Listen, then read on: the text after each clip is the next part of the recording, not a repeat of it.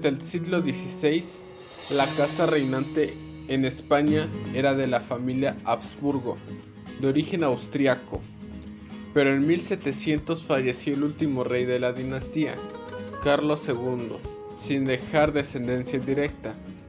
Después de no pocos conflictos, la sucesión recayó en el príncipe francés Felipe de Anjou, sobrino nieto del difunto rey, quien asumió el trono de España con el nombre de Felipe V e inició una nueva dinastía, la de los Borbón, por el apellido de la familia a la que pertenecía, y que era la misma que reinaba en Francia.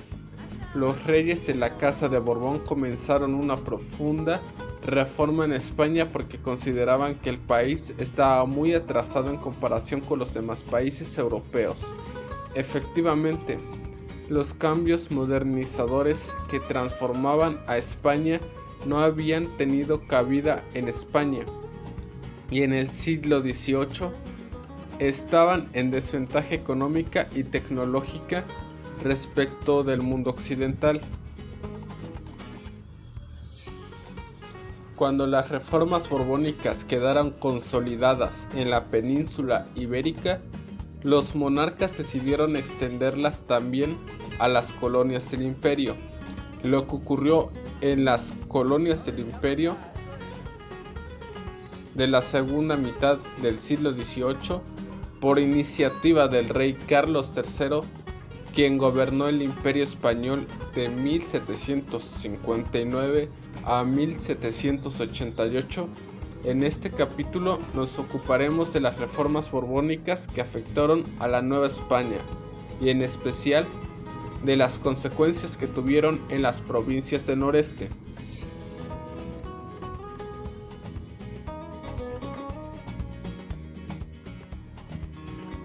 Las reformas aplicadas en la Nueva España y en otras colonias del imperio tenían por principal objetivo recuperar para la corona el poder que los reyes de la familia Habsburgo habían delegado en algunas corporaciones de las colonias, como la Iglesia Católica y los consulados de comerciantes, así como al menos moderar la creciente corrupción de todas las esferas del gobierno.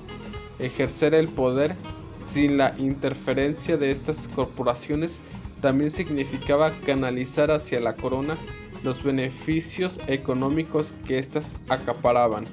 La batalla fue una reñida porque se afectaron muchos y muy fuertes intereses creados desde tiempo atrás. Para ejemplificar la situación que Carlos III quería reformar, examinemos lo que ocurría en el noreste novohispano, según lo que hemos escrito. Las funciones de gobierno que debían ejercer el gobernador y los alcaldes mayores estaban orientadas a proteger intereses que no eran los del rey. Así, los alcaldes mayores, que al mismo tiempo eran mercaderes, estaban muy comprometidos con los comerciantes almaceneros de la Ciudad de México, de modo que dichos alcaldes anteponían los intereses de los almaceneros, que también coincidían con sus propios intereses, al provecho del rey y de sus súbditos.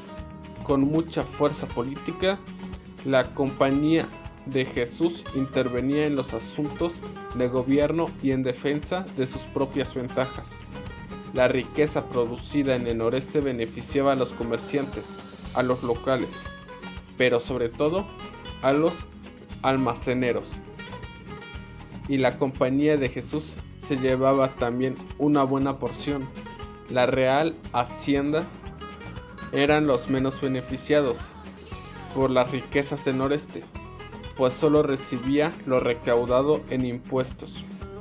Para el gobierno imperial, pues, era muy conveniente eliminar a quienes interferían en los asuntos de gobierno y se llevaban la mayor parte de los rendimientos económicos.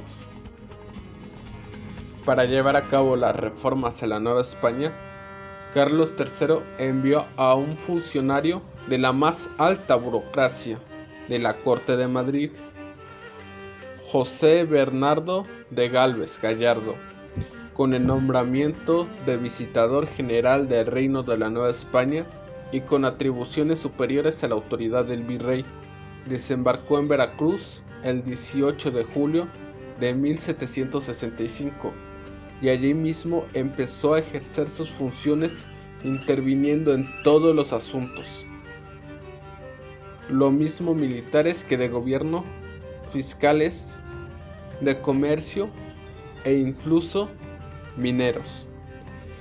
El virrey en funciones, el marqués de Cruillas, no aceptó la injerencia del visitador, pero el rey respaldó la autoridad de Gálvez y el virrey tuvo que someterse.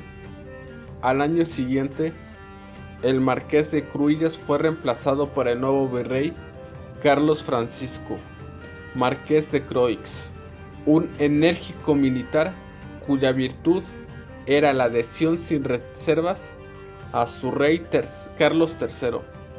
El marqués de Croix fue el mejor colaborador de José de Gálvez en la difícil tarea de reformar la Nueva España. En general, las profundas reformas impuestas en las provincias del noreste afectaron a la Iglesia católica, a la organización política y militar, a la economía y al fisco.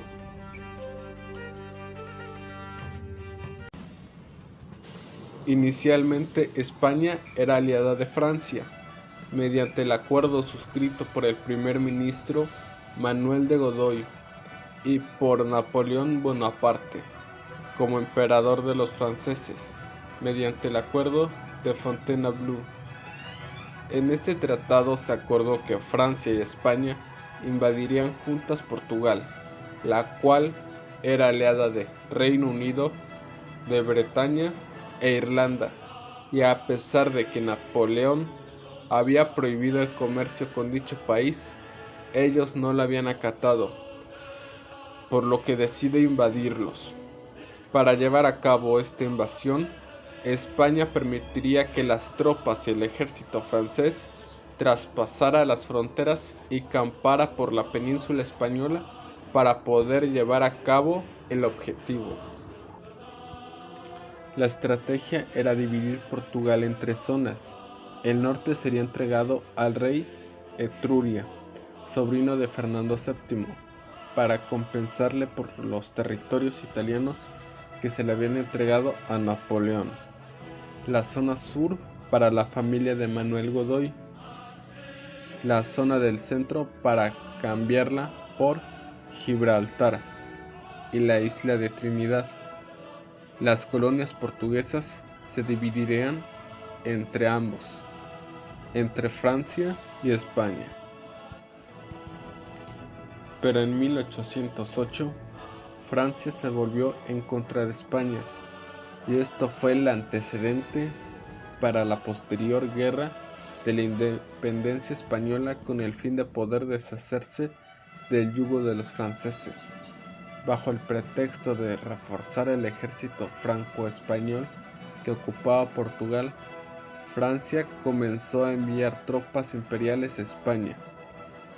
En febrero de 1808, Napoleón ordenó a los comandantes franceses a tomar las fortalezas militares estratégicas españolas. Era el comienzo de la guerra. El ejército español se vio prácticamente paralizado, sorprendido, mal equipado, sin sus mejores tropas llevadas por Napoleón Bonaparte a Dinamarca o dispersas desde Portugal a las Islas Baleares. Para asegurar su hábil maniobra militar, Napoleón tejió una serie de intrigas contra la familia real española. Es lo que se conoce como las abdicaciones de Bayona, mediante las cuales Napoleón obtiene los derechos sobre la corona de España. El emperador cede sus derechos a su hermano José Bonaparte, quien asumirá como rey de España bajo el título de José I. Esta usurpación del trono provocó un levantamiento popular que se extendió por todo el país. Los ciudadanos de Madrid se levantaron en rebelión contra la ocupación francesa el 2 de mayo, matando a 150 soldados franceses. La respuesta fue una brutal represión a los manifestantes, que concluyó con los tristemente famosos fusilamientos del 13 de mayo. Acaba de comenzar la resistencia española y la guerra de la independencia. Tras el estallido de la revuelta de Madrid, tan cruentamente aplastada por las autoridades francesas, las semillas de la discordia empiezan a extenderse por el resto de la península ibérica. La población reaccionó agresivamente contra una ocupación francesa que en líneas generales no entendían ni compartían, y se comenzaron a agrupar para luchar contra el invasor. Con Fernando VII exiliado en Francia y José I instalado en el trono de Madrid, los sublevados empezaron a luchar en nombre de la legitimidad del rey en el exilio, al mismo tiempo que conformaban, con el paso del tiempo, un sistema de oposición cada vez más organizado. Así, el vacío de poder en las distintas regiones se va solucionando por parte de los sublevados de la creación de pequeñas juntas que se encargaban del control de una zona en concreto.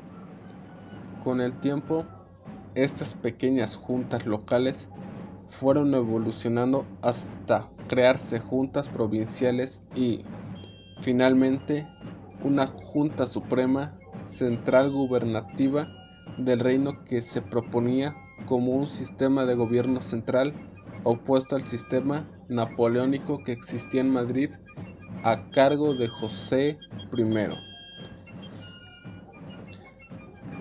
Fue precisamente la Junta Suprema Central la que se encargó de convocar las Cortes Generales, donde se aprobó la famosa Constitución de Cádiz de 1812. Aunque la capacidad del gobierno provisional para poner en práctica las reformas acordadas por la Junta y aquellas plasmadas en la Constitución en tiempos de guerra fue bastante escasa. Por otra parte, las operaciones bélicas continuaban su curso mientras la población rebelde intentaba organizarse. El ejército napoleónico, hasta el momento prácticamente invicto en Europa, sufrió una dura derrota en la famosa batalla de Bailén en 1808 y no controlaba apenas el territorio de la península ibérica. Sin embargo, Napoleón, al darse cuenta de los niveles de caos que empezaba a alcanzar la situación en el nuevo reino de su hermano, decidió acudir personalmente con un mayor número de tropas para poner orden. Su estrategia fue enormemente exitosa y a partir de 1809 los franceses empezaron a ganar terreno, hasta el punto de que Cádiz, donde se encontraba reunida la Junta Suprema Central, fue la única ciudad que le quedó por conseguir. El éxito de las tropas napoleónicas fue rotundo durante los años de 1809, 1810 y 1811, y la todavía desunida oposición rebelde no pudo detener su avance. Sin embargo, pusieron las cosas muy difíciles a las tropas napoleónicas, especialmente a la hora de intentar imponer un dominio administrativo y político efectivo en los distintos territorios que iban conquistando, organizando una eficaz política de guerra de guerrillas, que fue muy costosa para el ejército francés. El progresivo debilitamiento de Napoleón en Europa, que lo obligó a atender otros frentes militares, quitando tropas de España. La mejor organización de los rebeldes y el fuerte apoyo militar y económico que les otorgó Gran Bretaña hizo que los franceses fueran perdiendo progresivamente más y más terreno en la península ibérica.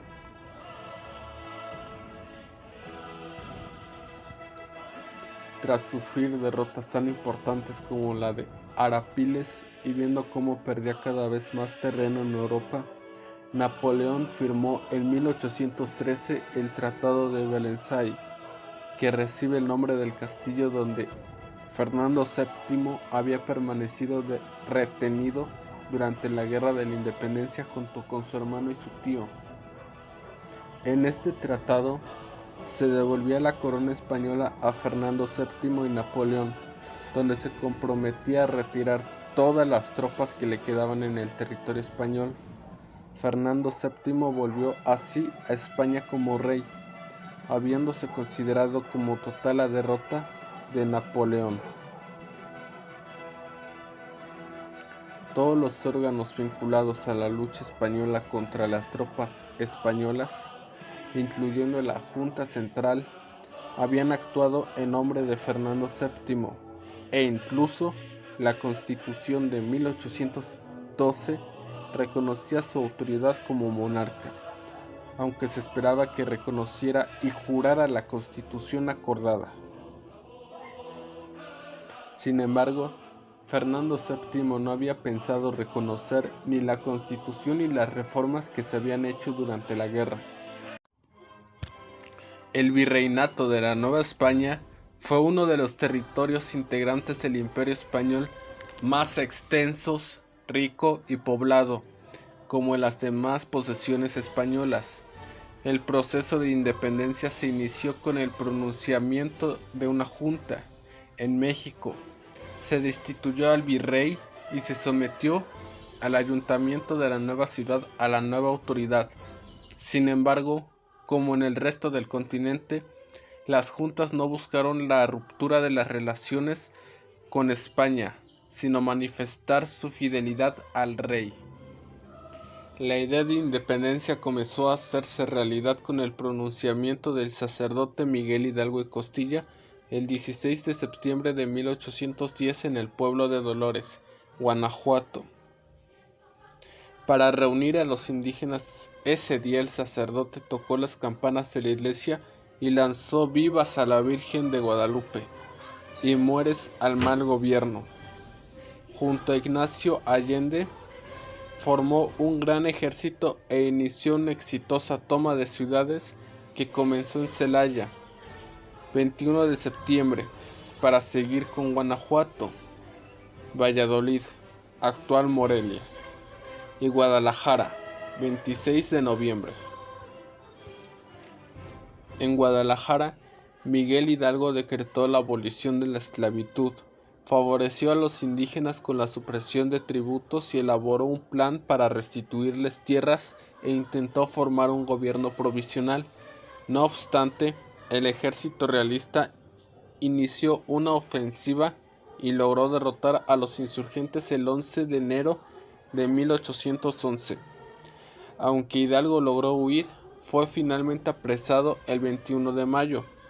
Luego de un juicio fue excomulgado y fusilado el 30 de julio. Su cabeza fue exhibida como escarmiento en la ciudad de Guanajuato. A pesar del enorme impacto que causó la ejecución de Hidalgo, la rebelión no se detuvo. Otro sacerdote, José María Morelos, asumió el liderazgo de los insurgentes y tras importantes victorias en el campo de batalla, impulsó la celebración del Congreso de Chilpancingo, junio de 1813.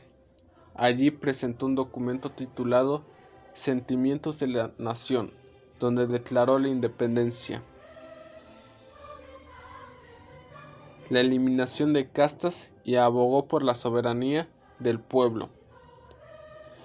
Al año siguiente fue elaborada la Constitución de Apatzingán, considerada la primera Constitución de México.